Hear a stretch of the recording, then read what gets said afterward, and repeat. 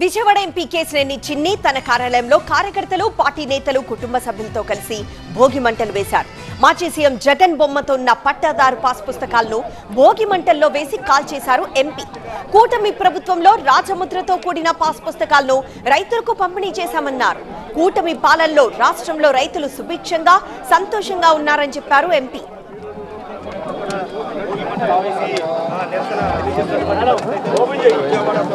ఏదైతే జగన్ పేరు మీద ముద్రించబడిన పాస్ పుస్తకాలను కూడా ఇవాళ భోగి మంటల్లో కలిపాం. మనం అధికారంలోకి రాగానే ఒకటే చెప్పాం, ఈ పొలాలన్నీ రైతులవి. రైతులకు సంబంధించిన పొలాల్లో మనం తన పేరు మీద తన ఫోటోతో పాస్ పుస్తకం ఇచ్చి తన పొలాల్లాగా మొత్తం రాష్ట్రం అంతా ఆక్రమించుకుందామని చూశారు.